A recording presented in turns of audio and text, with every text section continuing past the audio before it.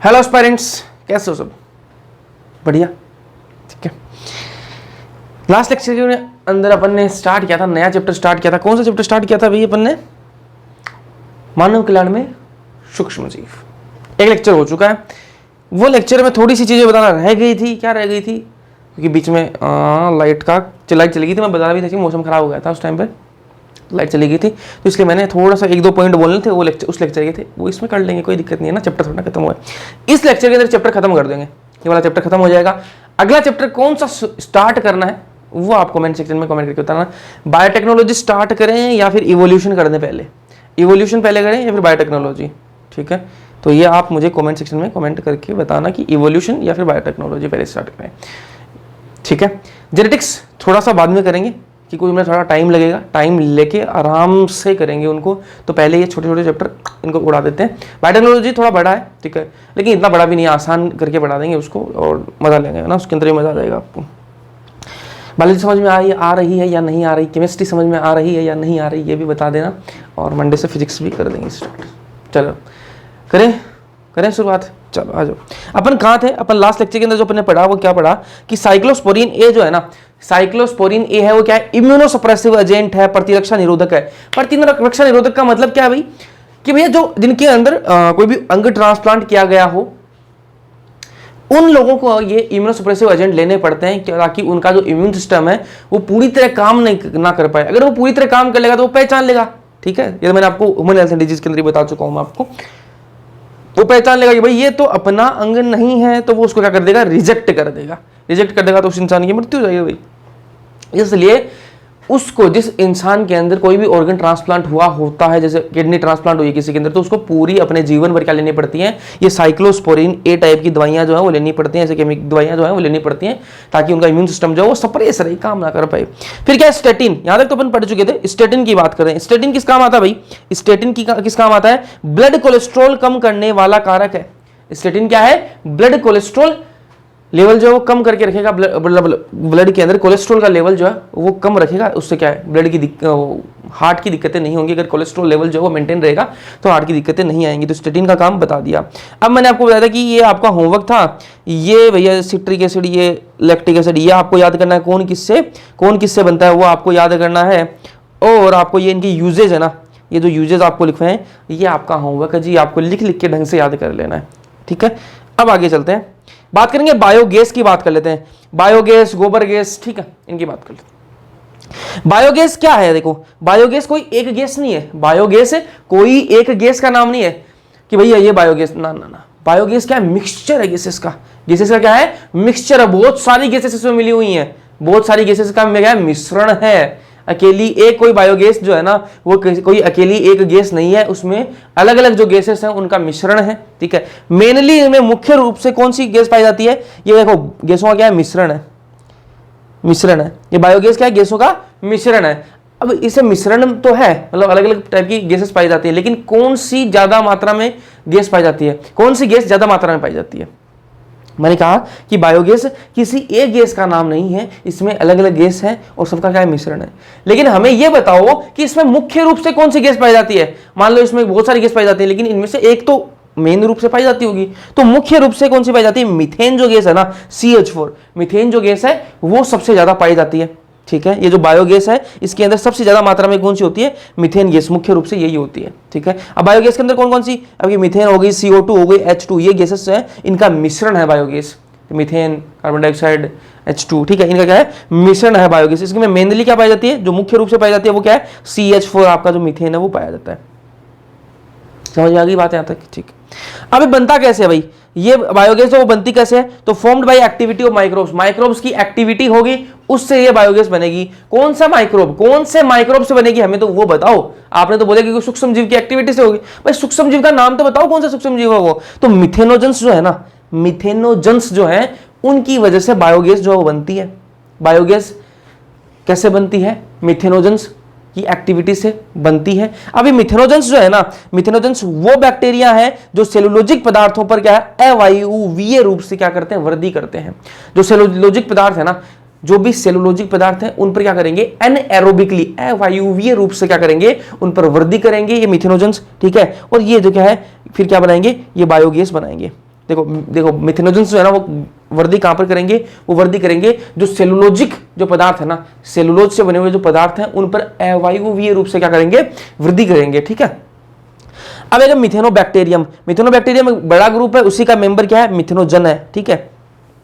अब मिथेनोबैक्टीरियम है, मिथेनोजन का मेंबर है मिथेनोबैक्टीरियम, सॉरी मिथेनोबैक्टीरियम है ना। मिथेनोबैक्टीरियम जो ये कहां पाया जाता है, पशुओं के रुमेन में पाया जाता है। पशुओं का जो रुमेन है ना उसमें पाया जाएगा। रुमेन क्या होता है भाई, देखो रुमेन क्या है, प्रथम आमाशय। देखो पशुओं के अंदर एक आमाशय नहीं, एक पेट नहीं है, उनके अंदर अलग अलग पेट होता है। तो जो पहला जो पेट है ना, जो पहला आमाशय है, उसके अंदर क्या पाया जाता है, मिथेनोबैक्टीरियम पाया जाता है। अब मैं आपको एक चीज बता दूं, एक चीज ध्यान से सुनना। गाय भैंस है, ठीक है, कोई भी गाय नहीं, पशु है, ठीक है, गाय भैंस है ना, पशु है, ठीक है, वो क्या खाती है, गाय भैंस क्या खाता है, घास, ठीक है, घास खाती है ना, घास खाती है। तो जो चारे के अंदर जो चारा खाया है उसने, चारा खाया है, उसके अंदर क्या सेलुलोज है जी, क्या है, सेलुलोज है। ठीक है। और ये जो मिथेनोजन से ये कहां ग्रो करता है, ये वृद्धि कहां करता है, सेलुलोजिक पदार्थ पर ग्रो करता है ना। तो सेलुलोज इसके अंदर है, जो चारा उसने खाया उसके अंदर सेलुलोज है। ठीक है। अब जो है उसके पेट के अंदर जो रूमेन है, उसका जो रूमेन है, प्रथम जो आमाशय है, रूमेन क्या है, प्रथम आमाशय, उसके अंदर क्या है, मिथेनोबैक्टीरियम है। ठीक है। ये मिथेनोजन वहीं प्रेजेंट है। तो ये मान लो ये क्या है, रूमेन है, ये सेलुलोज इसके अंदर भी आएगा। इसके अंदर पहले से क्या है, मिथेनोजन है, क्या है जी, मिथेनोजन है। ठीक है। अब ये जो पशु है इसने खाया तो ये गोबर भी करेगी, क्या करेगी, गोबर करेगी, है ना। तो गोबर आया बाहर, गोबर करेगी। इस गोबर में क्या होंगे, मिथेनोजेंस भी होंगे, मिथेनोजेंस भी होंगे। क्यों होंगे, क्योंकि उसके अंदर क्या है, इसके जो गोबर बना है इसके अंदर क्या होंगे, सेलुलोजिक पदार्थ भी होंगे, क्योंकि सेलुलोज खाया है, जिसने सेलुलोज खाया है, पशु ने सेलुलोज खाया चारे में, तो चारे में सेलुलोज तो होता ही है। ठीक है। तो सेलुलोज खाया है तो गोबर में भी सेलुलोज तो निकलेगा, तो सेलुलोजिक पदार्थ होगा।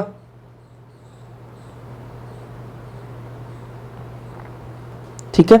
अब इस गोबर से क्या बनाते हैं अपन, बायोगैस बनाते हैं। इस गोबर से क्या बनाते हैं अपन, बायोगैस बनाते हैं। पशु ने चारा खाया, चारे के अंदर क्या है, सेलुलोज है। सेलुलोज जो है वो पेट में जाएगा, पेट मतलब र्यूमन में जाएगा, र्यूमन के अंदर मिथेनोजन है, वहां से फिर वो गोबर बाहर निकलेगा तो उसके अंदर ही मिथेनोजन, क्योंकि उसके अंदर ही सेलुलोज की मात्रा है। ठीक है। अब अपन उससे क्या बनाएंगे, गोबर गैस बनाएंगे। बायोगैस को गोबर गैस भी बोलते हैं ना। अब देखो इसको कैसे बनाते हैं, वो देखो, यहाँ एक पेज कर लेते हैं, इस पेज पे देखते हैं ना।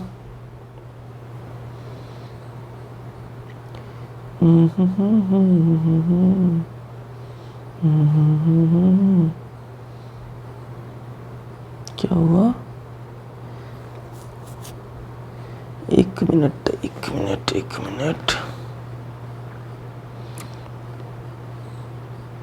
गड़बड़ हो गई क्या, नहीं गड़बड़ कोई नहीं हुई। चलो ध्यान से देखना इसमें कैसे करते हैं।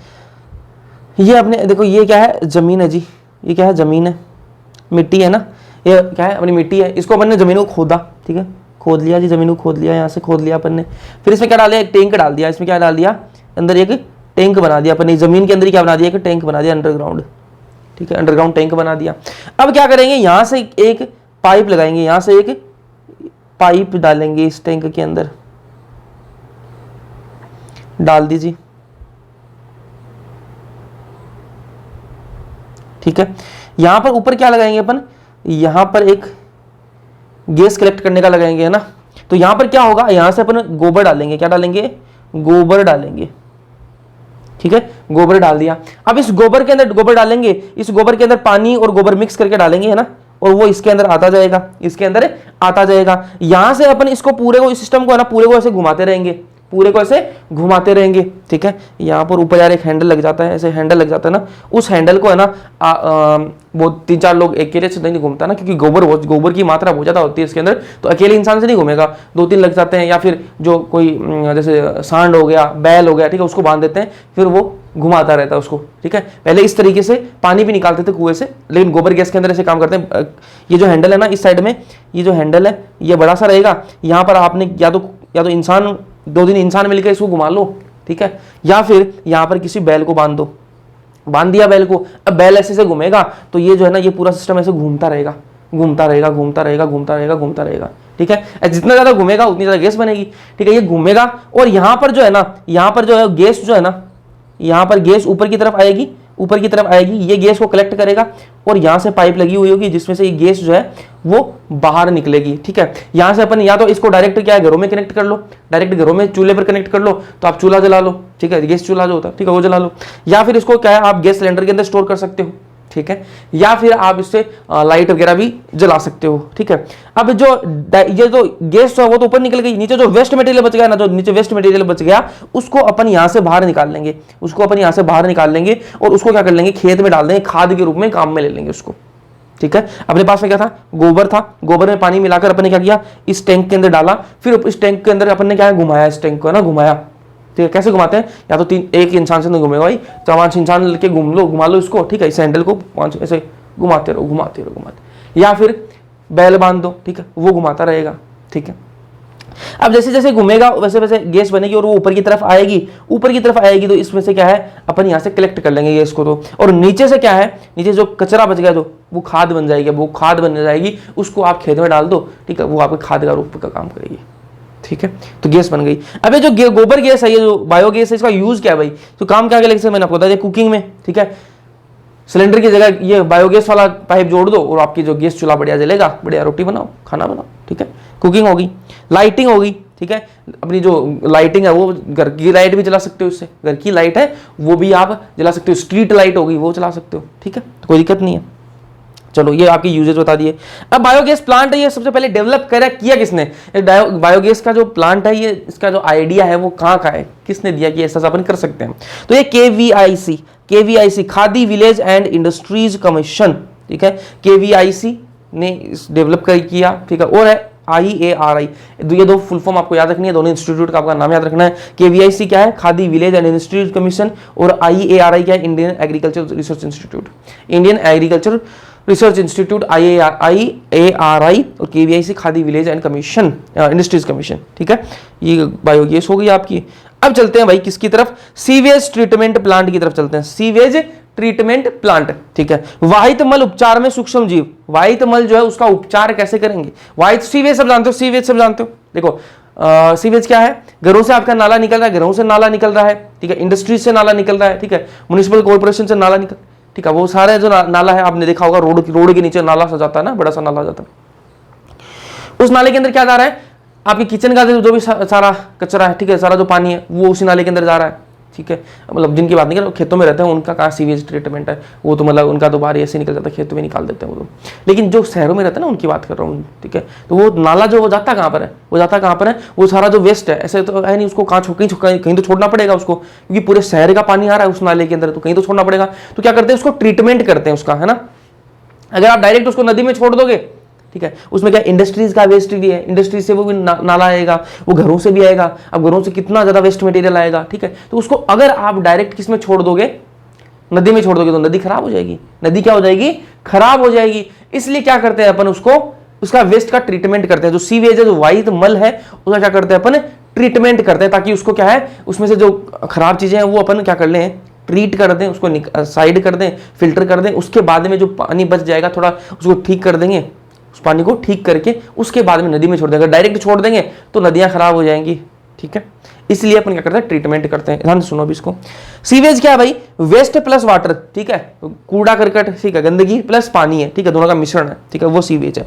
सीवेज क्या करेंगे, सबसे पहले अपन क्या करेंगे, प्राइमरी ट्रीटमेंट करेंगे। सीवेज जो है, पानी आया, नालों से आया, घरों से, ठीक है, गटर से, सारा पानी आया इकट्ठा होके, उसको सबसे पहले एक बड़ा सा एरिया होगा, सीवेज ट्रीटमेंट प्लांट का जो है बहुत बड़ा एरिया होता है, उस एरिया के अंदर आएगा वो पानी, और वो पानी आएगा सबसे पहले कहां जाएगा, प्राइमरी ट्रीटमेंट करेंगे। सबसे पहले क्या करेंगे, अभी करवा के दिखाऊंगा कैसे करते हैं। प्राइमरी ट्रीटमेंग करेंगे, प्राइमरी ट्रीटमेंट के बाद क्या करेंगे, सेकेंडरी ट्रीटमेंट करेंगे, और सेकेंडरी ट्रीटमेंट करने के बाद वो पानी थोड़ा सुधर जाएगा, उसके जो वेस्ट मटेरियल है वो सारा अपने हटा लिया, अब थोड़ा पानी जो है वो अच्छा हो जाएगा, उसके बाद में उसको क्या कर देंगे, रिवर में अपन डाल देंगे, ठीक है, ताकि नदी भी है वो खराब ना हो। चलो अब करते कैसे, ये तो पूरा प्रोसेस है, इसको ध्यान से देखना।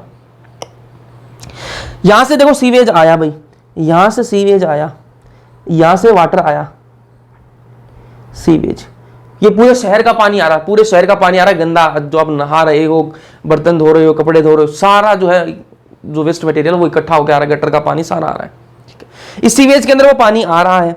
सबसे पहले क्या करेंगे अपन, सबसे पहले क्या करेंगे, पहली स्टेप क्या है, वो पानी यहां पर आया अपने एरिया की, ये अपने एक एरिया, एक जगह पर अपन ने ये पूरा प्लांट बना रखा है, ठीक है। अपनी ये जो सारी चीजें बता रखी है ना मैंने, टंकी से बना रखी है, गोल गोल गोल गोल, ठीक है। ये कहाँ बना रखे अपन ने, एक एरिया डिसाइड कर रखा, उस एरिया के अंदर, खाली जगह के अंदर अपन ने ये सारा सिस्टम लगाया हुआ है।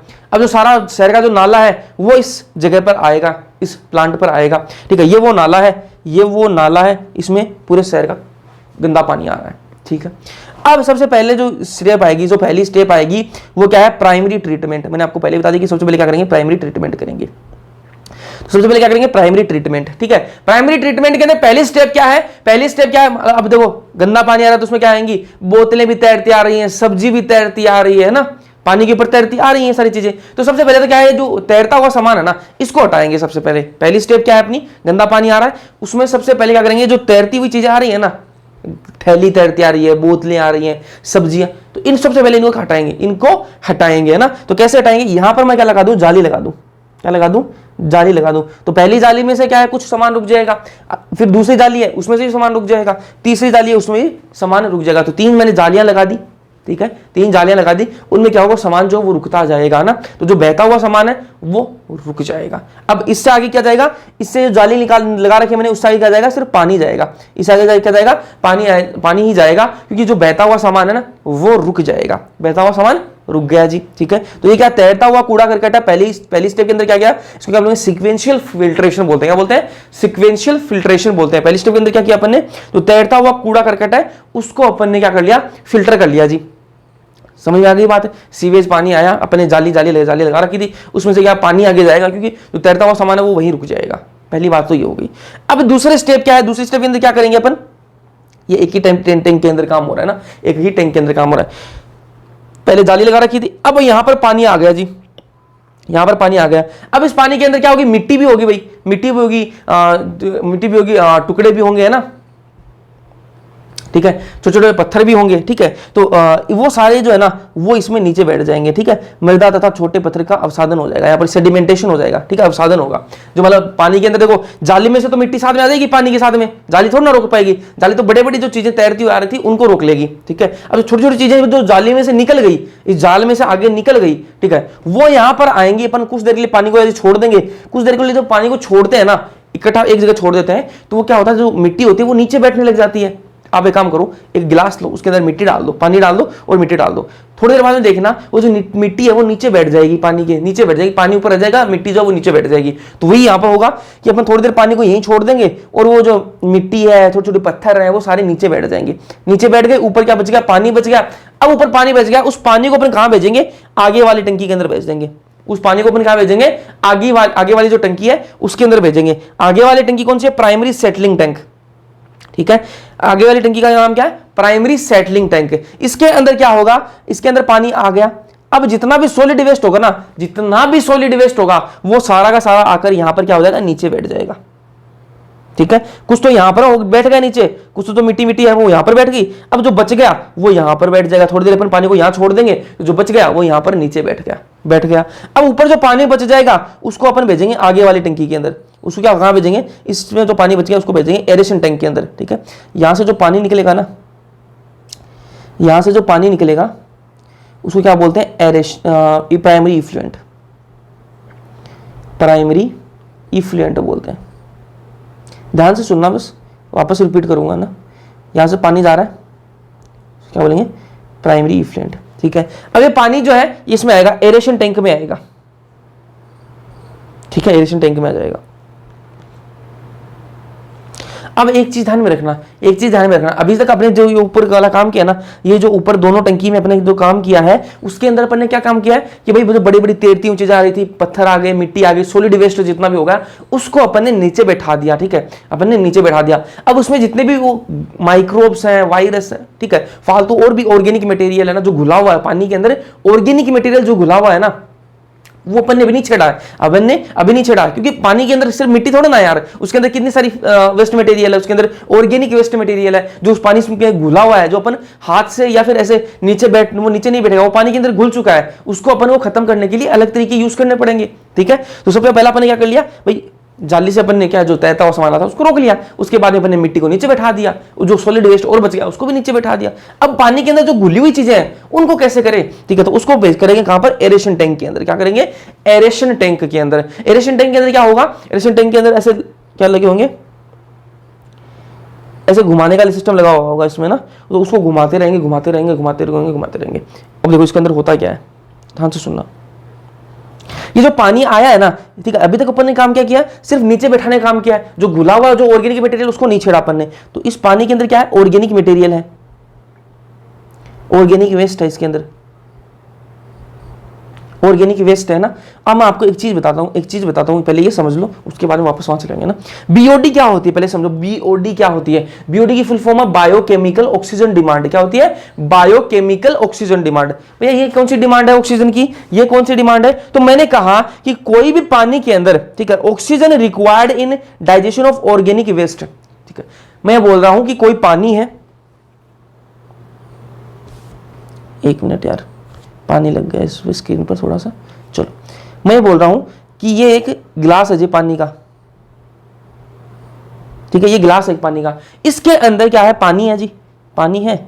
और इस पानी के अंदर क्या है, ऑर्गेनिक वेस्ट भी है। इस पानी के अंदर क्या है, ऑर्गेनिक वेस्ट भी है। अब मैं ये चाहता हूं कि इस गिलास के अंदर जो पानी है ना, इससे मैं ऑर्गेनिक वेस्ट को खत्म करके उसमें सिर्फ पानी रखूं ना, पानी को मैं फिल्टर कर लूं ना। इसके अंदर ऑर्गेनिक वेस्ट जो वो घुला हुआ है जी, घुला हुआ है ना, वो अपने हाथ से फिल्टर नहीं कर सकते, इसलिए उसके अंदर क्या डालने पड़ेंगे अपने को, कुछ ऐसे माइक्रोब्स डालने पड़ेंगे, कुछ ऐसे सूक्ष्म जीव डालने पड़ेंगे जो उस ऑर्गेनिक मैटर को खा जाएं। ध्यान से सुनो, मैं ये बोलना चाह रहा हूं कि ये जो पानी का गिलास है ना, ये पानी का गिलास है, इसके अंदर क्या है, पानी है, पानी गिलास के अंदर पानी है, और उस पानी के अंदर क्या, ऑर्गेनिक वेस्ट भी है। इस पानी गिलास के अंदर क्या है, ऑर्गेनिक वेस्ट भी है, ऑर्गेनिक वेस्ट भी है। मैं ये चाहता हूं कि मैं इस पानी को फिल्टर कर लूं, इस पानी को फिल्टर कर लूं, शुद्ध बना लूं, प्योर बना लूं। कैसे बना सकता हूं, मेरे पास कुछ ऐसी टेक्निक हाथ लग जाए कि मैं इस ऑर्गेनिक वेस्ट को अगर खत्म कर दूं, इस ऑर्गेनिक वेस्ट को खत्म कर दूं, तो फिर तो पानी पानी बच जाएगा ना, फिर तो पानी रहेगा, तो वो शुद्ध पानी हो जाएगा। ठीक है, अब इसको खत्म कैसे कर सकते हैं, इसको खत्म कैसे कर सकते हैं, तो ऑर्गेनिक वेस्ट को कौन खाएगा। ठीक है, मैं ऐसे सूक्ष्म जीव लेके आऊं, ऐसे माइक्रोब्स लेके आऊं जो इस ऑर्गेनिक वेस्ट को खा जाए। ठीक है, तो मैं ऐसे क्या लेके आऊंगा, माइक्रोब्स लेके आऊंगा, सूक्ष्म जीव, माइक्रोब्स, सूक्ष्म जीव लेके आऊं जो इस ऑर्गेनिक वेस्ट को क्या करें, खा जाएं। ठीक है, खा जाएं। अब मैं आपको एक चीज बता रहा हूं, अब ध्यान से सुना, आपको इतना समझ में आ गया कि भाई ऑर्गेनिक वेस्ट था, उसको खत्म करने के लिए आपने सूक्ष्म जीव लेके आए, वो सूक्ष्म जीव क्या कर देंगे, ऑर्गेनिक वेस्ट को खा जाएंगे। बहुत सिंपल है ये तो। अब ध्यान से सुनो, ये बात तो ठीक है, ठीक है, लेकिन ये जब खाएंगे ना, ये जो माइक्रोब्स जो है इस ऑर्गेनिक वेस्ट को जब खाएंगे तो इनको ऑक्सीजन की जरूरत पड़ेगी। ठीक है, ये वो माइक्रोब्स हैं, ये क्या है, एरोबिक है जी। ये कौन सा माइक्रोब्स है, एरोबिक, वायुवीय, वायुवीय। इनको किसकी जरूरत पड़ती है, ऑक्सीजन की जरूरत पड़ती है, ऑक्सीजन की जरूरत पड़ती है। तो जितना ये खाएंगे ना, जितना ये ऑर्गेनिक वेस्ट को खाएंगे उतनी ही इनको ऑक्सीजन की जरूरत पड़ेगी। जितना ये ऑर्गेनिक वेस्ट को खाएंगे ना, उतना ही इनको क्या है, ऑक्सीजन की जरूरत पड़ेगी। मतलब क्या हुआ कि जितना ज्यादा पानी के अंदर ऑर्गेनिक वेस्ट होगा, उतना ज्यादा ये खाएंगे उसको, और उतनी क्या ऑक्सीजन की डिमांड बढ़ेगी। तो मैं यही बात बोल रहा हूं यहां पर कि oxygen required in digestion of organic waste, जो ऑर्गेनिक वेस्ट है उसको डाइजेस्ट करने में जितनी ऑक्सीजन रिक्वायर्ड होगी उसको क्या बोलते हैं, बायोकेमिकल ऑक्सीजन डिमांड बोलते हैं। बात समझ में आई, वापस सुनो ध्यान से। मैं ये बोलना चाह रहा हूं कि ऑर्गेनिक वेस्ट है ना, ऑर्गेनिक वेस्ट है, उसको पचाने में, उसको खाने में, उसको डाइजेस्ट करने में, ऑर्गेनिक वेस्ट को डाइजेस्ट करने में जितनी ऑक्सीजन चाहिए, ये जो प्रोसेस है डाइजेस्ट करने की, ऑर्गेनिक मटेरियल को, ऑर्गेनिक जो वेस्ट है उसको डाइजेस्ट करने की जो प्रोसेस है, इसके अंदर ऑक्सीजन की जरूरत पड़ती है। क्योंकि जो माइक्रोब्स जो सूक्ष्म जीवों पर डालेंगे वो कैसे होंगे, एरोबिक बैक्टीरिया, एरोबिक माइक्रोब्स होंगे, है ना। तो जो ऑर्गेनिक वेस्ट है उसको पचाने में, उसको डाइजेस्ट करने में जितनी ऑक्सीजन की डिमांड होती है, ठीक है, उसी को क्या बोलते हैं, बायोकेमिकल ऑक्सीजन डिमांड। अब मैं ये बात कहना गलत नहीं होगी ना, मैंने आपको यही बता दिया कि ऑर्गेनिक वेस्ट जितना ज्यादा होगा उतने ज्यादा माइक्रोब्स उसको खाएंगे, जितना ज्यादा माइक्रोब्स उसको खाएंगे उतना ही ज्यादा क्या होगा, ऑक्सीजन की डिमांड बढ़ेगी। मतलब क्या हुआ कि ऑर्गेनिक वेस्ट ज्यादा होगा तो बीओडी भी ज्यादा होगी, ऑक्सीजन की डिमांड भी ज्यादा बढ़ेगी। ठीक है, तो मैं यही बोल रहा हूं कि अगर ऑर्गेनिक वेस्ट ज्यादा हुआ तो बीओडी भी क्या होगी, ज्यादा होगी। बायोकेमिकल ऑक्सीजन डिमांड जो है, डिमांड भी ऑक्सीजन की ज्यादा बनेगी। तो और ये दोनों क्या है, बीओडी और ऑर्गेनिक वेस्ट क्या है, एक दूसरे के डायरेक्टली प्रोपोर्शनल है। अगर मैं ऑर्गेनिक वेस्ट बढ़ा दूं, अगर मैं पानी के अंदर, इसी पानी के अंदर ऑर्गेनिक वेस्ट अगर मैं बढ़ा दूं, ठीक है, तो बीओडी भी बढ़ जाएगी, बीओडी भी बढ़ जाएगी, क्योंकि जो ज्यादा अगर ऑर्गेनिक वेस्ट होगा, इसके अंदर ज्यादा ऑर्गेनिक वेस्ट होगा तो ये माइक्रोब्स जो है इसको ज्यादा खाएंगे तो इनको ऑक्सीजन की जरूरत ज्यादा पड़ेगी, इसलिए ऑर्गेनिक वेस्ट जितना ज्यादा होगा बीओडी भी उतनी ज्यादा होगी। बीओडी का कॉन्सेप्ट समझ में आया, ठीक है। अब एक चीज बताऊं आपको, मोर बीओडी मतलब मोर पोल्यूटेड वाटर, जिसकी ज्यादा बीओडी होगी ना, जिस पानी की ज्यादा बीओडी होगी उसकी उतनी ही ज्यादा क्या होगा, वो पोल्यूटेड होगा, उतना ही ज्यादा वो क्या, प्रदूषित पानी होगा। समझ में आई है बात, क्या बोल रहा हूं मैं? देखो मैंने यह बोला आपको कि ऑर्गेनिक वेस्ट जितना ज्यादा होगा उतनी ज्यादा उसकी क्या होगी, बायोकेमिकल ऑक्सीजन डिमांड होगी, ठीक है। मतलब सीधी सी बात है, अपन को ये पता लग जाएगा कि भाई बायोकेमिकल ऑक्सीजन डिमांड कितनी है, तो अपन को पता लग जाएगा कि पानी जो उसके अंदर ऑर्गेनिक वेस्ट भी क्या है, ज्यादा है, ठीक है, क्योंकि दोनों एक दूसरे के डायरेक्टली प्रोपोर्शनल है ना। जितने ज्यादा ऑर्गेनिक वेस्ट होगा उतनी ज्यादा बायोकेमिकल ऑक्सीजन डिमांड होगी। बात समझ में आ रही है? तो बायोकेमिकल ऑक्सीजन डिमांड अगर ज्यादा हुई, अपन पानी लेके आएंगे, देखो अपन को कैसे पता लगेगा, कैसे पता लगेगा इस पानी, जो पानी आ रहा है इसके अंदर इतना सारा पानी आएगा, अपन को कैसे पता लगेगा भाई ये फिल्टर हो चुका है, ठीक है, इसमें से अब हट चुका है सारा सिस्टम, ऑर्गेनिक मटेरियल जो हट चुका है, अपन को कैसे पता लगेगा? तो अपन क्या करेंगे, इसमें से थोड़ा सा पानी लेंगे, बाहर निकालेंगे, इसमें से पानी बाहर निकालेंगे थोड़ा सा, और उस पानी के अंदर क्या देखेंगे अपन, बायोकेमिकल ऑक्सीजन डिमांड कितनी बची है।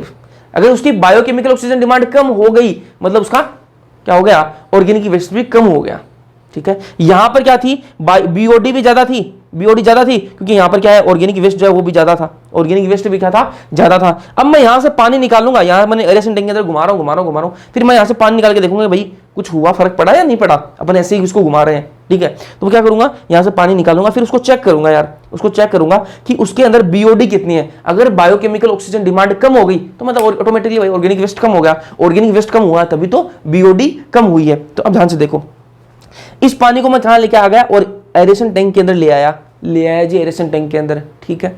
अब देखना इसके अंदर मैंने क्या डाल दिया, इस पानी के अंदर क्या डाल दिया मैंने, एरोबिक माइक्रोब्स डाल दिए, वायुवी सूक्ष्म जीव, जो यहां पर मैंने इस ग्लास का एग्जांपल दिया वही अपन यहां करने वाले हैं, ठीक है। ग्लास का एग्जांपल दिया क्योंकि इसके अंदर क्या है, इस पानी के अंदर क्या है, इस पानी के अंदर क्या भरा हुआ है, ऑर्गेनिक वेस्ट है, ठीक है, ऑर्गेनिक वेस्ट भरा हुआ है। अब ऑर्गेनिक वेस्ट को खाने वाला कौन है, तो मैं ऐसे माइक्रोब्स लेके आऊंगा जो इस ऑर्गेनिक वेस्ट को खा जाएं, वो इसको खा जाएंगे तो पानी जो है वो प्योर हो जाएगा, पानी जो है वो अच्छा हो जाएगा। तो मैं क्या करूंगा, एरोबिक माइक्रोब्स लेके आऊंगा, ठीक है, वायुवीय सूक्ष्म जीव लेके आऊंगा, ठीक है, ऐसे सूक्ष्म जीव लेके आऊंगा जो एरोबिक है, जिनको ऑक्सीजन की जरूरत पड़ती है, सीधी सी बात है। तो ये सूक्ष्म जीव मैं लेके आया, इसके अंदर मैंने डाल दिया, इस एरेशन टैंक के अंदर उसको डाल दिया जी, सूक्ष्म जीव लेके आया और एरेशन टैंक के अंदर डाल दिया। अब उनको जरूरत किसी की पड़ेगी, ऑक्सीजन की जरूरत पड़ेगी। जितना ज्यादा उसमें ऑर्गेनिक वेस्ट होगा ना, जितना ज्यादा इसमें ऑर्गेनिक वेस्ट होगा उतना ज्यादा वो खाएंगे, जब खाएंगे तो उनको ऑक्सीजन की जरूरत पड़ती है, तो मतलब क्या होगी, बीओडी, बायोकेमिकल ऑक्सीजन डिमांड बढ़ेगी, ठीक है। अब जैसे जैसे इसमें ऑर्गेनिक वेस्ट जो है वो कम होता जाएगा, बीओडी भी कम होती जाएगी, ठीक है। कम खाएंगे तो कम ही उनको ऑक्सीजन चाहिएगी, ठीक है। तो ये माइक्रोब्स में डालूंगा, ठीक है, ये क्या करेंगे, कंज्यूम कर लेंगे, किसको, ऑर्गेनिक मैटर को कंज्यूम कर लेंगे, ठीक है। इसके अंदर जो ऑर्गेनिक मैटर घुला हुआ था उसको क्या कर लेंगे, ये कंज्यूम कर लेंगे। जब ये कंज्यूम कर लेंगे तो बीओडी जो है वो कम हो जाएगी, बायोकेमिकल ऑक्सीजन डिमांड जो है वो कम हो जाएगी। अब इसके अंदर क्या है, ये ऑर्गेनिक वेस्ट तो खत्म हो गया, ऑर्गेनिक वेस्ट जो है वो तो इसने खा लिया पूरा, ठीक है, पानी अब अच्छा होने लग गया है। लेकिन अभी इसमें क्या है, फ्लोक्स है, इसमें क्या है, फ्लोक्स है, उन्नक है। ये उन्नक क्या होते हैं, कुछ फंजाई, ठीक है, कुछ फंजाई उनके रेशे हैं, फंजाई के रेशे हैं, कुछ फंजाई की है, ये देखो कवक के रेशे हैं, कवक के ऐसे रेशे हैं, कुछ क्या है, माइक्रोब्स हैं, ठीक है। और उन्होंने क्या है, एक जाली सी संरचना बना ली है ना, जाली जैसी ऐसे संरचना बना रखी है ना, ऐसी, क्योंकि इसके अंदर फंजाई है। और ये अपने माइक्रोब्स भी डाले थे, अपने क्या डाले थे, ये माइक्रोब्स भी डाले थे, ठीक बात है भैया, माइक्रोब्स भी डाले थे अपन ने, और ये फंजाई भी है इसके अंदर। तो उन्होंने आपस में मिलकर क्या बना ली, एक मैश लाइक स्ट्रक्चर बना ली, एक जाली जैसी संरचना बना ली, ठीक है, ऐसे जाली जैसी संरचना बना ली। अब वो पानी के अंदर है, इसी पानी के अंदर है। तो इस पानी के अंदर अगर ऐसी जाली वाली संरचनाएं हैं तो वो पानी शुद्ध नहीं माना जाएगा। तो इस पानी, इसको अगर ये मैं जाली वाली जो संरचना है ना, इनको भी मैं खत्म कर दूं, फिर पानी एकदम अच्छा हो जाएगा। देखो इसके अंदर क्या था, पहले ऑर्गेनिक मैटर था बहुत सारा, उसको तो अपन ने खत्म करवा दिया, ये जो माइक्रोब डाले थे अपन ने, एरोबिक माइक्रोब डाले थे, उससे अपन ने खत्म करवा दिया। लेकिन अब इस पानी के अंदर क्या आ गया, इस पानी के अंदर कवक है, ठीक है, कवक है, और ये जो माइक्रोब्स डाले इन आपस में मिलकर क्या बना ली, एक जाली जैसी संरचना बना ली। अब मैं इस जाली वाली जो संरचना है इसको खत्म कर दूं, ये जो उर्णक है इसको क्या बोलते हैं, उर्णक, फ्लोक बोलते हैं हिंदी में, फ्लोक्स, इसको अगर मैं खत्म कर दूं इस पानी से तो फिर पानी बढ़िया हो जाएगा, फिर अपन नदी में इस पानी को छोड़ सकते हैं। तो इस एरेशन टैंक से फिर मैं अगले टैंक के अंदर लेके आऊंगा, अगले टैंक के अंदर इसको लेके आऊंगा, ठीक है, यहां पर ले आए इस पानी को, पूरे को यहां ले आए, ठीक है। अब मैं क्या करूंगा, यहां पर इस पानी को थोड़ी देर रहने के लिए छोड़ूंगा, पानी को एक जगह पर छोड़ूंगा। ये जो पानी को छोड़ दिया मैंने तो क्या होगा, ये जो फ्लोक्स है ना, जो उर्णक है, ये जो जाली जैसी संरचना बनी थी, ये उर्णक है, ये क्या करेंगे, धीरे धीरे धीरे धीरे क्या करेंगे, नीचे बैठ जाएंगे, ठीक है, अलाउड टू सेटल, ये नीचे बैठ जाएंगे, ठीक है। ये पानी इसके अंदर आ गया था और ये जो उर्णक है ये धीरे धीरे धीरे धीरे धीरे क्या होंगे, नीचे बैठ जाएंगे, नीचे बैठ गए पानी के अंदर, नीचे बैठ गई। अब मैं क्या करूंगा, ये ऊपर पानी जो है वो शुद्ध बच गया, ऊपर जो है शुद्ध पानी बच गया ना, शुद्ध पानी बच गया, उसको मैं कहां डाल दूंगा, उसको मैं ले आऊंगा जी कहां पर, नदी के अंदर डाल दूंगा। उस पानी को मैं कहां डाल दूंगा, नदी के अंदर, नदी के अंदर भेज दूंगा, ठीक है। उस पानी को मैं कहां भेज दूंगा, नदी के अंदर भेज दूंगा। अब जो यहां पर बच गया ना, जो यहां पर ये जो उर्णक बच गए, उनको मैं थोड़ा सा कहां डाल दूंगा, थोड़ा सा कहां डाल दूंगा, वापस इसके अंदर भेज दूंगा, एरेशन टैंक के अंदर। जैसे दूध को जमाने के लिए जावण की जरूरत पड़ती है ना, जो आरंभक अनुकूलम की जरूरत पड़ती है, ठीक है। तो अपन दूध से दही बनाना तो थोड़ा सा दही उसके अंदर डालते हैं, छाछ डालते हैं उसके अंदर, है ना। वैसे ही यहां पर वापस भी ये प्रोसेस करनी है, वापस भी ये प्रोसेस करनी है। तो वापस ऐसे माइक्रोब्स अपन कहां से लेके आएंगे, वापस ऐसे माइक्रोब्स कहां से लेके आएंगे, तो यहां पर जो माइक्रोब्स है ना उन्हीं को अपन वापस डाल देंगे, थोड़ा सा डाल देंगे वापस, तो अगली बार जब आएंगे तो वापस यहां पर काम चलने लग जाएगा, है ना। तो थोड़ा सा उठाकर वापस डाल देंगे, उसको क्या है, वो जावण की तरह डालेंगे ना, जावण की तरह डाल देंगे। अब यहां पर जो पानी तो इसमें नदी में बहा दिया अपन ने, यहां पर जो और जो मटेरियल बच गया, जो वेस्ट बच गया, ये जो फ्लोक्स वगैरह ये बच गए, तो नीचे जो सेटल हुए थे ये बच गए, इनको अपन कहां डालेंगे, एक्टिवेटेड स्लज डाइजेस्टर के अंदर डाल देंगे। कहां डालेंगे, अगली स्टेप के अंदर, एक्टिवेटेड स्लज डाइजेस्टर। इसके अंदर क्या होगा, इसके अंदर क्या होगा, इसका डाइजेशन होगा। ये जो ऑर्गेनिक मटेरियल था यहाँ पर, ये जो अपनी फ्लोक्स वगैरह बने थे, उर्णक बने थे, इनका क्या होगा, डाइजेशन होगा। और जब डाइजेशन होगा तब क्या बनती है, बायोगैस बनती है। क्या बनती है, बायोगैस बनती है। यहां पर क्या बनती है, बायोगैस बनेगी। तो इस प्लांट से क्या फायदा हो गया अपन को, बायोगैस भी बन गई और पानी भी क्या है, प्योर हो गया। पानी को फिर अपन नदी में छोड़ सकते हैं तो नदी खराब नहीं होगी। अब आप बोल सकते हो, बोलोगे भैया इस पानी को क्या अपन पी सकते हैं, क्या पी सकते हैं इस पानी को। अगर आपको पीने वाला पानी बनाना है, इसी जो और ये जो सीवेज है इसी के पानी को अगर आपको पीने वाला पानी बनाना है, तो ये सेकेंडरी जो सेटलिंग टैंक है, अपने दो स्टेप करी, प्राइमरी सेकेंडरी, इसके बाद में एक टर्सरी स्टेप भी होती है, तीसरी स्टेप भी होती है, उससे गुजारना पड़ेगा। उसके बाद में पानी जो है पीने लायक हो जाएगा। बनाते भी हैं लोग, ऐसा पानी बना भी रहे हैं, ठीक है। तो ये अपना पूरा जो है STP है, सीवेज ट्रीटमेंट प्लांट है ये, है ना। तो ऐसा काम होता है, समझा दिया मैंने अच्छे से कैसे क्या इसका होता है। चलो आगे चलते हैं। अब बात करेंगे इस चैप्टर का लास्ट टॉपिक, मान लो ये bio control agent. Bio control agent क्या है जी, ये बायो कंट्रोल एजेंट। देखो ध्यान से सुनो, बायो कंट्रोल एजेंट का मतलब क्या है, पहले तो समझो क्या मतलब है। क्या मतलब है बताते हैं अभी। बायो कंट्रोल एजेंट मतलब ये है कि खेत में है ना, खेत में आप कीड़े लग गए, मान लो कोई इंसेक्ट लग गए, वायरस लग गया, बैक्टीरिया लग गया, तो क्या करते हैं भाई, दवाई लेके आओ और उसमें कर दो स्प्रेड, छिड़क दो उसमें, ठीक है, ठीक हो जाएगी। उससे ठीक तो हो जाएगी, जो कीड़ा बढ़ रहा है, जो बैक्टीरिया बढ़ रहा है वो तो मर जाएगा, लेकिन साथ में उस दवाई से क्या होगा, उस फसल को भी नुकसान होगा, ठीक है। और फसल को नुकसान होगा, जमीन को नुकसान होगा, उसका उपजाऊपन जो वो कम हो जाएगा, ठीक है।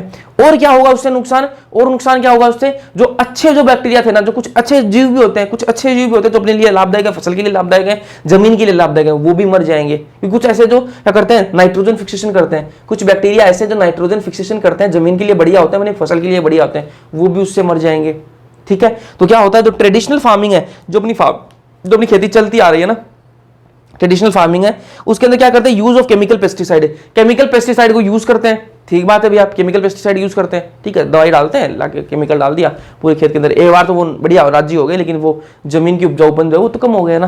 तो केमिकल पेस्टिसाइड डालते हैं, उससे क्या होता है, सॉइल पोल्यूशन हो जाता है, ठीक है। सॉइल पोल्यूशन तो होगा ही होगा, डिक्रीज सॉइल फर्टिलिटी, जो जमीन का जो उपजाऊपन है ना, वो भी कम हो जाएगा, ठीक है। किल बेनिफिशियल इंसेक्ट ऑल्सो, जो बेनिफिशियल जो इंसेक्ट है ना उनको भी मार देता है, ठीक है। तो ये नुकसान है जी, ये नुकसान है, केमिकल पेस्टिसाइड डालोगे तो ये सारे नुकसान भी आपको भुगतने पड़ेंगे। इसलिए ऑर्गेनिक फार्मिंग जो है ना, जैविक खेती जो है, जैविक, अरे यार ये भाई क्या बोलते हैं इसको, देखा अभी आपको वीडियो में दिखा होगा, ये क्या बोलते हैं इसको, नाम बताना अपने लोकल भाषा में, इसका नाम बताना। हमारे यहाँ इसको बोलते हैं टाटिया, टाटिया, ठीक है, अभी तो खा ही जाता है मेरे को। चलो ऑर्गेनिक फार्मिंग, ऑर्गेनिक फार्मिंग की बात, जैविक खेती, ठीक है।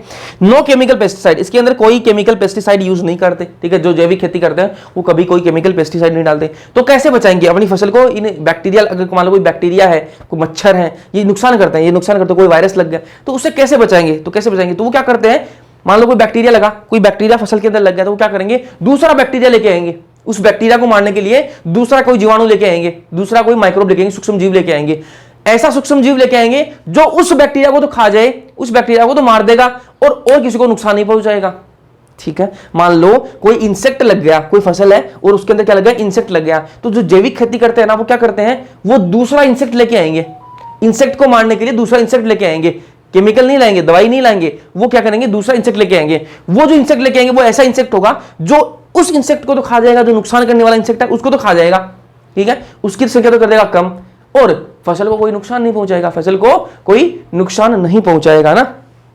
तो नो केमिकल, कोई केमिकल पेस्टिसाइड यूज नहीं करते, ये बायो कंट्रोल एजेंट यूज करते हैं। बायो कंट्रोल एजेंट मैंने आपको बता दी कि वो आएगा, दूसरा इंसेक्ट आएगा और उस इंसेक्ट को खा जाएगा।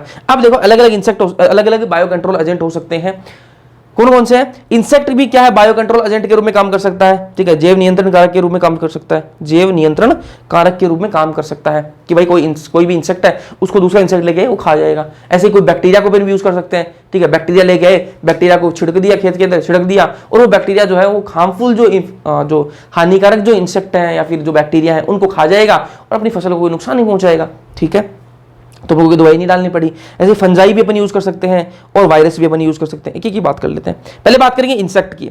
इंसेक्ट कौन से हैं भाई, बीटल। बीटल कौन से होते हैं, जो लाल काली धारियां वाले जो छोटे छोटे जानवर देखे होंगे आपने, छोटे छोटे जानवर होते हैं, लाल लाल कलर के होते हैं, उन पर काली काली धारियां होती है, लाल काली धारियां होती हैं, ठीक है, उनको क्या बोलते हैं, बीटल बोलते हैं। क्या बोलते हैं, बीटल, भृंग बोलते हैं हिंदी में, क्या बोलते हैं, भृंग शायद, हाँ बीटल, ठीक है। और ड्रैगन फ्लाई अपन लेके आए, ठीक है, इंसेक्ट अपन लाए कौन से, बीटल लेके आए और ड्रैगन फ्लाई लाए, ठीक है, खेत में छोड़ दिया। अब वो जो बीटल और ड्रैगन फ्लाई अपन लेके आए हैं ये किसको कंट्रोल करेंगे, किसको कंट्रोल करेंगे, ये अफिड्स और जो मस्क्यूटो है ना, अफिड्स और जो मस्क्यूटो मच्छर और जो अफिड्स हैं इनको वो खा जाएंगे, कंट्रोल कर लेंगे इनको, इनकी जनसंख्या बढ़ने नहीं देंगे, इनको कंट्रोल में रखेंगे, भाई ज्यादा हवा में मत बढ़ो, कंट्रोल में रहो, ठीक है।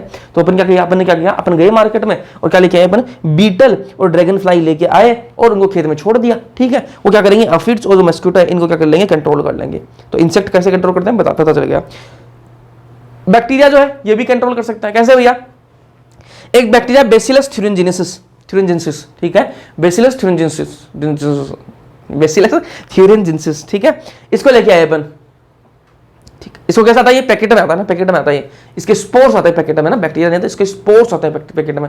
अपन लाए, पैकेट में लेके आए, पानी में घोला उसको और फिर क्या कर दिया, स्प्रे कर दिया, खेत के अंदर क्या कर दिया, स्प्रे कर दिया। उससे क्या होगा, ये जो बेसिलस थ्यूरेंजिनसिस है ना, ये क्या किसको कंट्रोल करता है, बटरफ्लाई कैटरपिलर। अब जैसे ये बटरफ्लाई और कैटरपिलर आएंगे, ठीक है, फसल पर आएंगे और खाएंगे, ठीक है, फसल को खाने की कोशिश करेंगे। अपन ने क्या छिड़क रखा है उस पर, ये बेसिलस थ्यूरेंजिनसिस है, ये छिड़क रखा है। ये जैसे ही खाएंगे तो ये बेसिलस थ्यूरेंजिनसिस जो है शॉर्ट में इसको बीटी बोलते हैं। क्या बोलते हैं, बीटी। ये जो बीटी है ये क्या उनके मुंह में चली जाएगी। मान लो कैटरपिलर आया और इसको खाया, वो तो अपनी जाल में, वो तो अपने मन में क्या करा कि फसल को खा रहा हूं मैं, किसको खा रहा हूं, फसल को खा रहा हूं। जैसे ही वो फसल को खाएगा ये उसके मुंह में चला जाएगा, ये जो बेसिलस थ्यूरेंजिनसिस है ये उसके मुंह में चला जाएगा। जैसे ही उसके मुंह में जाएगा तो उसके मुंह में क्या है, ये अपन कहाँ पढ़ेंगे, इसको डिटेल में पढ़ेंगे, कहाँ पर, ये अपना बायोटेक्नोलॉजी में पढ़ेंगे ना। तो ये बेसिलस थ्यूरेंजिनसिस जो है उसके मुंह में जैसे जाएगा तो उसके मुंह में क्या कर देगा, छेद कर देगा। क्या कर देगा, छेद कर देगा और उसको क्या कर देगा, वो फट जाएगा बेचारा। क्या करेगा, वो फट जाएगा। कौन फट जाएगा, ये जो आपका कैटरपिलर है ये फट जाएगा। तो ये किसको कंट्रोल कर लेता है, कौन कंट्रोल कर लेता है, ये बैक्टीरिया बेसिलस थ्यूरेंजिनसिस, ये किसको कंट्रोल कर लेता है, बटरफ्लाई और कैटरपिलर को। पता लग गया आपको। पहली बात करी अपन ने इंसेक्ट की बात करी, तो इंसेक्ट जो है वो कौन से हो गए, बीटल और ड्रैगन फ्लाई। किसको कंट्रोल करते हैं, अफिड्स और मस्किटो को वो करते हैं, मच्छर है ना। वैसे ही बैक्टीरिया जो है बेसिलस थ्यूरेंजिनसिस, ये किसको कंट्रोल करता है, बटरफ्लाई और कैटरपिलर को। फंजाई की बात करें, फंजाई जो है वो कौन सी है भाई, ट्राइकोडर्मा फंजाई है, सबको पता है आपको, है ना। ट्राइकोडर्मा कैसे कंट्रोल करती है, किसको कंट्रोल करती है ये पहले तो बात तो फ्री लिविंग होती है भाई, मुक्त जीवित होती है, किसी से कोई मतलब नहीं है, किसी से कोई मतलब नहीं है, मुक्त जीवित है ना। ट्राइकोडर्मा जो है ना, ये जो फंगस है क्या करते हैं, ट्रीट करती है प्लांट डिजीज। कुछ प्लांट की ऐसी डिजीज होती है, मान लो कुछ प्लांट्स हैं उनके अंदर बीमारी लग गई, तो अपन क्या करते हैं, नॉर्मली क्या करते हैं, कोई भी केमिकल पेस्टिसाइड लेके आएंगे और उसके अंदर दवाई डाल देंगे, ठीक हो जाएगी। लेकिन जो ऑर्गेनिक फार्मिंग करते हैं ना, वो क्या करते हैं, वो कोई दवाई नहीं डालेंगे। अगर कोई बीमारी होगी प्लांट के अंदर, कोई बीमारी होगी, डिजीज होगी, तो वो उसके अंदर लाके कोई केमिकल नहीं डालेंगे। वो क्या करेंगे, जाएंगे और ये ट्राइकोडर्मा जो फंजाई है ना, इसको लेके आएंगे, ये ट्राइकोडर्मा उसके अंदर डालेंगे और उसकी जो प्लांट डिजीज है वो ट्रीट हो जाएगी, ठीक हो जाएगी ना। फिर बात करें वायरस का कैसे रोल है भाई, वायरस को भी अपन यूज कर सकते हैं। कैसे यूज कर सकते हैं भैया, एक वायरस है बैक्यूलो वायरस, एक वायरस है जिसका नाम क्या है, बैक्यूलो वायरस, ठीक है। और ये कौन से ग्रुप का मेंबर है बैक्यूलो वायरस, ये न्यूक्लियोपोलीहेड्रो वायरस एक ग्रुप है, ठीक है। न्यूक्लियोपोलीहेड्रो वायरस, ध्यान से सुनो, न्यूक्लियोपोलीहेड्रो वायरस, न्यूक्लियोपोलीहेड्रो वायरस नाम का एक ग्रुप है बहुत बड़ा, ठीक है। उस ग्रुप का एक मेंबर है कौन, बैक्यूलो वायरस। कौन है, बैक्यूलो वायरस उस ग्रुप का मेंबर है। ये किसको कंट्रोल करता है, इंसेक्ट हो गए, आर्थ्रोपोड्स हो गए, ठीक है। इंसेक्ट और जो आर्थ्रोपोड्स हैं इनको क्या करता है, कंट्रोल कर लेता है। अब मान लो कि कोई खेत है उसके अंदर इंसेक्ट लग गए, तो जो ऑर्गेनिक फार्मिंग करता है वो क्या जाएगा, कहाँ जाएगा, ये वायरस लाने जाएगा, बैक्यूलो वायरस लेके आएगा और खेत में छोड़ देगा इसको। तो ये किसको, ये इंसेक्ट है, ये आर्थ्रोपोड्स, इनको क्या कर लेगा, वो कंट्रोल कर लेगा, ठीक है। अब आपको एक चीज बताता हूं एग्जाम के पॉइंट ऑफ व्यू से, ठीक है। अगर एग्जाम के क्वेश्चन आ जाए तो कैसे करना है। एक आईपीएम दे रखा है एनसीईआरटी के अंदर, आईपीएम फुल फॉर्म देखो, इंटीग्रेटेड पेस्ट मैनेजमेंट, इसको हिंदी में बोलते हैं समाकलित पीड़क प्रबंधन कार्यक्रम, ठीक है। समाकलित पीड़क प्रबंधन कार्यक्रम, ठीक है।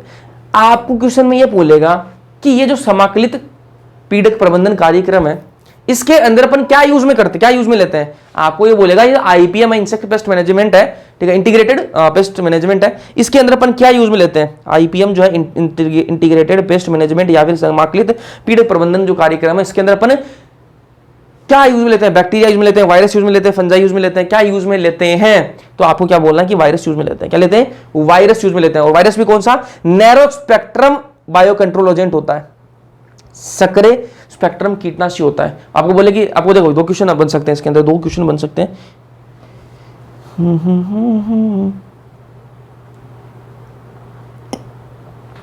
आपको वो बोले कि आईपीएम जो है समाकलित पीड़क प्रबंधन कार्यक्रम है, इसके अंदर अपन क्या यूज में लेते हैं। तो आपको आंसर दे देना वायरस देते हैं। क्या देते हैं, वायरस काम में लेते हैं ना, ठीक है। आपको बोले कि narrow spectrum bio control agent कौन सा होता है, ठीक है। सक्रिय स्पेक्ट्रम कीटनाशी कौन से होते हैं, तो वो भी क्या होते हैं, वायरस ही होते हैं। तो दोनों के अंदर आपको हमेशा आंसर वायरस ही देना है आपको, ठीक है। इसमें ज्यादा दिमाग लगाने की जरूरत ही नहीं है। आपको वो बोले आईपीएम जो है, ये जो आईपीएम जो है, ये जो मैनेजमेंट है, इसके अंदर अपन कौन सा यूज में बायो कंट्रोल एजेंट जो यूज में लेते हैं, कौन सा कीटनाशी जो वो यूज में लेते हैं, तो आपको बोलते हैं ना वायरस यूज में लेते हैं। फिर आपको बोले सक्रिय स्पेक्ट्रम कीटनाशी कौन से होते हैं, बैक्टीरिया होते हैं कि फंजाई होते हैं कि वायरस होते हैं, तो आपको बोलते हैं ना कि वायरस होते हैं भैया। दोनों के अंदर वायरस आंसर देना है। चलो अब बात करते हैं किसकी, बायो फर्टिलाइजर की बात कर लेते हैं, लास्ट टॉपिक इस चैप्टर का और उसका खत्म हो जाएगा। बायो फर्टिलाइजर क्या होता है, जैव उर्वरक। क्या होती है, जैव उर्वरक, ठीक है। Microbes which enrich quality of soil. अब जैव उर्वरक मैंने आपको बता दिया, जो जैविक खेती करते हैं, वो कोई केमिकल फर्टिलाइजर तो डालते नहीं, जो केमिकल से बनी जो खाद है वो तो डालते नहीं, उर्वरक नहीं डालते। वो तो क्या डालेंगे, ये जो जैविक खेती करते हैं वो तो जैव उर्वरक ही डालेंगे, ठीक है। जैव उर्वरक ही डालेंगे, तो केमिकल्स आने नहीं देते अपने खेत में, है ना। तो ये कौन से माइक्रोब्स हैं, वो माइक्रोब्स जो क्या करते हैं, क्वालिटी ऑफ सॉइल, सॉइल की क्वालिटी को बढ़ा देते हैं। ऐसे भी माइक्रोब्स हैं, ऐसे भी सूक्ष्म जीव हैं जो मिट्टी की क्वालिटी जो है उसको बढ़ा देते हैं। तो उनको अपन क्या यूज में ले सकते हैं, जैव उर्वरक के रूप में यूज में ले सकते हैं, बायो फर्टिलाइजर के रूप में यूज में ले सकते हैं। ऐसे सूक्ष्म जीव हैं जो मिट्टी की क्वालिटी को बढ़ा देते हैं, इसलिए उनको अपन क्या है, जैव उर्वरक के काम में ले लेते हैं। तो जैविक खेती जो करते हैं, ऑर्गेनिक फार्मिंग जो करते हैं, वो बायो फर्टिलाइजर यूज करते हैं। बायो फर्टिलाइजर में कौन कौन आ सकता है, बैक्टीरिया आ सकता है, साइनो बैक्टीरिया आ सकता है, फंजाई आ सकता है। तो भैया बैक्टीरिया कैसे आ सकता है, साइनो बैक्टीरिया कैसे आ सकता है, तो मैंने कहा बैक्टीरिया और साइनो बैक्टीरिया जो है वो क्या करते हैं, नाइट्रोजन फिक्सेशन करते हैं। क्या करते हैं, नाइट्रोजन फिक्सेशन करते हैं। अब मिट्टी के अंदर अगर नाइट्रोजन फिक्सेशन होगी ना, तो फिर जो फसल है वो बढ़िया होती है। फसल क्या होती है, बढ़िया होती है, अच्छी फसल होती है। ऐसे फंजाई की बात करें, फंजाई किसके रूप में रहती है, माइक्रोराइजा के रूप में ये रहती है। अब एक एक की बात करेंगे इनकी, ठीक है। पहले बात कर लेते हैं बैक्टीरिया की, एग्जांपल भी देख लो भाई। बैक्टीरिया, अब बैक्टीरिया कौन कौन से बैक्टीरिया जो नाइट्रोजन फिक्सेशन के काम में लेते हैं अपन, ठीक है। कौन कौन से बैक्टीरिया है जो नाइट्रोजन फिक्सेशन कर सकते हैं, उनकी बात कर रहे हैं, ठीक है। दो अपने फायदे के। तो बैक्टीरिया दो टाइप के होते हैं, एक फ्री लिविंग, एक होता है सिम्बायोटिक, ठीक है। फ्री लिविंग मतलब मुक्त जीवित, जिनको कोई किसी से मतलब नहीं, वो अपना अकेला रह सकते हैं, वो अपने अकेले रह सकते हैं। और सिम्बायोटिक कौन से होते हैं, जो सहजीवी, जो अकेले रह सकते हैं, उनको साथ की जरूरत पड़ती है, जिनको साथ की जरूरत पड़ती है। तो फ्री लिविंग कौन कौन से हैं, बिजरनिकिया, ठीक है, एजोटोबैक्टर और रोडोस्पाइरेलम। तीन याद रखना आपको, बिजरनिकिया, एजोटोबैक्टर, रोडोस्पाइरेलम। और सिम्बायोटिक कौन से हैं, फ्रेंकिया है, राइजोबियम है। फ्रेंकिया और राइजोबियम क्या है, सिम्बायोटिक है। ये सारे जो 6 हैं, ये 5 है क्या, हाँ 5 जो है वो क्या है, बैक्टीरिया ही है, और ये क्या करते हैं, नाइट्रोजन फिक्सेशन करते हैं। 5 क्या करते हैं, नाइट्रोजन फिक्सेशन करते हैं, अच्छे हैं, इनको खाद के रूप में, उर्वरक के रूप में यूज में लेते हैं। ठीक है, अब इनको याद करने की ट्रिक बताऊँ थोड़ी सी, ठीक है, समझ लो यार, समझना तो ठीक है। अब जो फ्री लिविंग मतलब मुक्त जीवित, इनको कोई दुनियादारी से मतलब नहीं है, मतलब सख्त लौंडे हैं, इनको कोई साथ सूत नहीं चाहिए, अपना अकेला मस्त है ना। जैसे वो ऐसे जो सख्त लौंडे होते हैं वो क्या करते हैं, शाम होते ही कहाँ मिलेंगे, BAR, बार में मिलेंगे। कहाँ मिलेंगे, बार में मिलेंगे। जो सख्त लौंडे होते हैं वो कहाँ मिलेंगे, मुक्त जीवित होते हैं, वो कहाँ मिलेंगे, बार में। बार क्या होता है सब जानते हो आप, क्या होता है, अमीरों का ठेका होता है। क्या होता है, अमीरों का ठेका। तो इसे रहेगा B फॉर बीजन नहीं किया, A for azotobacter, R for rhodospirillum. अब बात करें सिम्बायोटिक की, तो सिम्बायोटिक तब होता है फ्रैंकिया और राइजोबियम, याद रह जाएगा। चलो अब बात करें किसकी, फंजाई की। फंजाई जो है माइक्रोराइजा के रूप में रहती है। माइक्रोराइजा क्या भाई, एक गठबंधन है। क्या है, गठबंधन को माइक्रोराइजा बोला है। अभी आपने सुना होगा कि अलग अलग पार्टियां जो है, जब चुनाव आता है, चुनाव जब आता है देश के अंदर, इलेक्शन होते हैं, तो अलग अलग पार्टियां जो है वो क्या करती है, गठबंधन करती हैं। क्या करती है, गठबंधन करती हैं। ठीक है, गठबंधन करती हैं। सुनना होगा आपने नाम, अगर आप थोड़ा बहुत भी पॉलिटिक्स में इंटरेस्ट रखते हो, देश की पॉलिटिक्स में इंटरेस्ट रखते हो, तो आपको पता है कि वो गठबंधन करते हैं। गठबंधन मतलब क्या है कि एक साथ में रिश्ता बनाती है ना। ये समझ लो कि हस्बैंड वाइफ की एग्जांपल लेते हैं ना, वो थोड़ा बढ़िया रहेगा, आपको समझ में ज़्यादा आएगा। पॉलिटिक्स तो पता नहीं आप देखते हो या नहीं देखते हो। गर्लफ्रेंड बॉयफ्रेंड ज़्यादा बेटर रहेगा ना, अभी हस्बैंड वाइफ मेरा टाइम है, गर्लफ्रेंड बॉयफ्रेंड कर लेते हैं। चलो, अब कोई गर्लफ्रेंड है, कोई बॉयफ्रेंड है, अब दोनों के बीच में रिश्ता कब बन सकता है ना, रिश्ता तभी तो बनेगा कि भाई दोनों के बीच में कुछ म्यूचुअल अंडरस्टैंडिंग हो। ठीक है, म्यूचुअल अंडरस्टैंडिंग हो, दोनों में से कुछ तक कुछ एक कुछ देगा। हस्बैंड वाइफ वाला ज़्यादा बेटर रहेगा ना। हस्बैंड है और वाइफ है, रिश्ता तभी चल सकता है कि जब हस्बैंड काम करे और वाइफ भी कुछ काम करे। ठीक है, वाइफ ऐसा नहीं कि मतलब भाई कोई जो भी करे, अगर घर पे भी रह रही है या तो जॉब कर, घर पे भी रहती है तो घर तो संभाले कम से कम, है ना, घर तो संभाले। मतलब वो अगर बाहर कमाने जा रहा है तो वाइफ घर पे संभाल सकती है, या फिर दोनों ही काम करने जा रहे हैं तो वो क्या है, दोनों यहाँ पर कुछ ना कुछ काम कर रहे हैं, रिश्ते में कुछ ना कुछ मिल रहा है ना। अगर ऐसा हो कि भाई हस्बैंड ही जा रहा है काम करने, भी वो हस्बैंड ही जा रहा है, और फिर घर पे काम भी वही कर रहा है, घर का काम भी वही कर रहा है, और वाइफ मस्त सो रही है पूरे दिन, मस्त सो रही है, रील देख रही है, रील बना रही है, गड़बड़ हो जाएगी भाई, गड़बड़ हो जाएगी। कितने दिन रिश्ता चलेगा, ये रिश्ता नहीं चल सकता। ठीक है, तो रिश्ता तभी चल सकता है जब दोनों तरफ से कुछ ना कुछ मिले, सीधी सी बात ये है। तो माइक्रोराइजा वही रिश्ता है, माइक्रोराइजा वही रिश्ता है। किस किसके बीच में रिश्ता है, ये फंजाई और प्लांट के बीच का रिश्ता है, उसी को माइक्रोराइजा कहा है। ठीक है, फंजाई और प्लांट जो है ना, वो दोनों साथ साथ में रहते हैं, दोनों एकदम से साथ साथ में रहेंगे, और उसी रिश्ते को क्या बोलते हैं, माइक्रोराइजा बोलते हैं। क्या बोलते हैं, माइक्रोराइजा बोलते हैं। अब ध्यान में रखना, ये माइक्रोराइजा है, माइक्रोराइजा में क्या होता है, एक फंजाई होती है, ठीक बात है, लेकिन प्लांट कौन सा होगा वो आपको ध्यान में रखना है। प्लांट कौन सा होगा, ग्लोमस जीनस है, ग्लोमस जीनस के प्लांट ही होंगे सिर्फ, ये एनसीईआरटी में दे रखा है, और बहुत इंपॉर्टेंट क्वेश्चन आया हुआ है ना, कि ग्लोमस जीनस का जो प्लांट होगा वही माइक्रोराइजा बना सकता है फंजाई के साथ में मिलके, एरा गैरा प्लांट नहीं बना सकता। ग्लोमस जीनस का जो प्लांट होगा वही फंजाई के साथ में माइक्रोराइजा बनाएगा। अब समझ में आ गई माइक्रोराइजा क्या होता है। अब मैंने कहा कि दोनों में से कुछ ना कुछ देना पड़ेगा, या तो वाइफ घर का काम कर ले या फिर बाहर काम कर ले, है ना। ऐसा थोड़ा ना कि भाई पूरे दिन सो ही रहे, पूरे दिन सो ही रहे, या फिर ऐसा भी हो सकता है कि भाई वाइफ तो घर का काम भी कर रही है और नौकरी भी कर रही है, और वो हस्बैंड वो बढ़िया सो रहा है पूरे दिन, ठीक है, वो बढ़िया सो रहा है, पबजी खेल रहा है। ऐसे रिश्ता चल सकता है ना, ना ना, रील देख रहा है ना, ऐसे नहीं चल सकता। दोनों को कुछ तो काम करना पड़ेगा, ठीक है। दोनों को या तो भाई बांट लो, या तो हस्बैंड घर का काम कर लो, या वाइफ बाहर कमाने जाओ, ठीक है, या फिर हस्बैंड बाहर कमाने जाओ, वाइफ घर का काम कर, तो कुछ तो काम करना पड़ेगा ना दोनों को। तो यहाँ पर देखो फंजाई जो है, फंजाई जो वो क्या देता है, फंजाई को कुछ देना पड़ेगा, फंजाई कुछ प्लांट को देती है और प्लांट कुछ फंजाई को देती है, तभी तो रिश्ता चलेगा। वरना फंजाई भाई देखो सारा काम अगर प्लांट ही कर रहा है, फंजाई कुछ नहीं दे रही, तो प्लांट क्यों रखेगा फंजाई को अपने पास में, क्यों रखेगा, जा भाग हट, ठीक है, भाग हट, मैं अपनी भाषा बोल गया, ठीक है, भाग यहाँ से, ठीक है, ऐसे बोल देगा उसको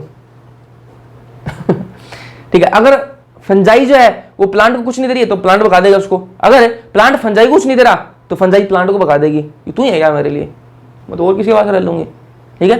तो ध्यान से देखो, फंजाई जो वो क्या देती है, फंजाई क्या प्रोवाइड करती है, फोस्फोरस देती है, प्लांट क्या देती है, फोस्फोरस देती है, और क्या देती है, रोग के प्रति प्रतिरोधक क्षमता देती है, रोग के प्रति क्या देती है, प्रतिरोधक क्षमता देती है, और क्या देती है, लवणता तथा सूखे के प्रति सहनशीलता प्रदान करती है। मान लो लवणता आ गई, ठीक है, जो जगह वहां पर वो प्लांट है वहां पर लवणता आ गई, सूखा आ गया, तो वहां पर उसका साथ कौन देगा, फंजाई जो उसका साथ देती है, सहनशीलता प्रोवाइड करती है, और क्या देती है, रोग के प्रति प्रतिरोधक क्षमता उनको उसको देती है प्लांट को, ठीक है, और फोस्फोरस देती है। ठीक है। तो इससे क्या प्लांट का कितना फायदा हो रहा है भाई, प्लांट को ये सारी चीजें किससे मिल रही है, फंजाई प्रोवाइड कर रही है। तो प्लांट खुशी खुशी बोलेगा कि फंजाई तो मेरे पास ही रहे, तू मेरे पास ही रहे, तो मेरे को इतनी सारी चीजें दे रही तो मेरे पास रहे। अब फंजाई बोलेगी कि ठीक है मैं तो तेरे को इतनी सारी चीजें दे रही, तू मुझे क्या दे रहा है, तू मुझे क्या दे रहा है। तो प्लांट इसको क्या देता है, आश्रय देता है, रहने की जगह दे रहा है। क्या दे रहा है, रहने की जगह दे रहा है, आश्रय दे रहा है। और क्या दे रहा है, कार्बन दे, कार्बन और आश्रय इसको दे रहा है। तो दोनों आपस में कुछ ना कुछ दे रहे हैं, इसलिए रिश्ता चल रहा है जी, ठीक है। तो ये भी क्या है, ये इससे भी क्या है, जैव उर्वरक के रूप में काम में लिया जाता है। आगे चलते हैं, साइनोबैक्टीरिया, ये भी क्या है, नाइट्रोजन फिक्सेशन करवाता है साइनोबैक्टीरिया ना। साइनोबैक्टीरिया को क्या बोलते हैं, बीजीएफ ब्लू ग्रीन एल्गी या फिर नील हरित शैवाल, ठीक है। कौन कौन से एग्जांपल आपको याद रखने, नोस्टोक, एनाबिना और ओसिलेटोरिया, ओसिलेटोरिया, ठीक है। नोस्टोक, एनाबिना और ओसिलेटोरिया, ठीक है। ये तीन एग्जांपल आपको याद रखने, किसके एग्जांपल हैं, बीजीए के एग्जांपल है, साइनोबैक्टीरिया के एग्जांपल है, नोस्टोक, एनाबिना, ओसिलेटोरिया, ठीक है। साइनोबैक्टीरिया जो क्या करता है, नाइट्रोजन फिक्सेशन करता है, ठीक है। अब आपको पूछ ले कि भैया नाइट्रोजन फिक्सेशन तो बैक्टीरिया भी करता था, साइनोबैक्टीरिया भी नाइट्रोजन फिक्सेशन कर रहा है, ये भी नाइट्रोजन फिक्सेशन कर रहा है, ठीक है। और ये जो बैक्टीरिया था, ये बैक्टीरिया ये भी क्या करता है, नाइट्रोजन फिक्सेशन करता है। तो दोनों में डिफरेंस क्या है, दोनों में डिफरेंस क्या है, तो मैंने कहा ये नाइट्रोजन फिक्सेशन तो करता है, ये साथ में क्या करता है, फोटोसिंथेसिस भी करता है, साथ में क्या करता है, फोटोसिंथेसिस भी करता है, ठीक है। आपको पूछे कि भैया बैक्टीरिया भी नाइट्रोजन फिक्सेशन कर रहा है, साइनोबैक्टीरिया भी नाइट्रोजन फिक्सेशन कर रहा है, तो दोनों में डिफरेंस क्या हुआ, डिफरेंस क्या हो गया। तो मैंने कहा कि साइनोबैक्टीरिया नाइट्रोजन फिक्सेशन तो करता ही करता है, साथ में वो फोटोसिंथेसिस भी करता है, और फोटोसिंथेसिस जब करेगा तो क्या बनाएगा, ऑर्गेनिक मटेरियल भी बनाएगा, ऑर्गेनिक मटेरियल बनाएगा। आपको क्वेश्चन पूछ ले कि भैया साइनोबैक्टीरिया और बैक्टीरिया में से ऑर्गेनिक मटेरियल कौन सा बनाता है नाइट्रोजन फिक्सेशन के साथ साथ में, तो आपको बोल देना साइनोबैक्टीरिया जो बनाता है। अब साइनोबैक्टीरिया होते कौन कौन से हैं वो आपको बताया, नोस्टोक, एनाबिना और ओसिलेटोरिया, ठीक है। अब धान के खेत में साइनोबैक्टीरिया पाया जाता है, धान के खेत मतलब चावल का जो खेत है, पेडी फील्ड्स जिसको बोलते हैं, ठीक है, उसके अंदर कहां पर क्या पाया जाता है, साइनोबैक्टीरिया पाया जाता है। इसी के साथ अपना चैप्टर हो गया कंप्लीट, ठीक है। अगला चैप्टर कौन सा शुरुआत करनी है वो कमेंट सेक्शन के अंदर कमेंट करके जरूर बताना। और क्या क्या बोलना था, हाँ चैप्टर समझ में आया नहीं है वो भी बता देना, ठीक है, जरूर बताना। और वीडियो पसंद लाइक कर देना, अपने दोस्तों के साथ में शेयर कर देना, बिना सब्सक्राइब किए सब्सक्राइब कर लेना। बाकी मिलते हैं नेक्स्ट लेक्चर के अंदर, तब तक के लिए पढ़ते रहो।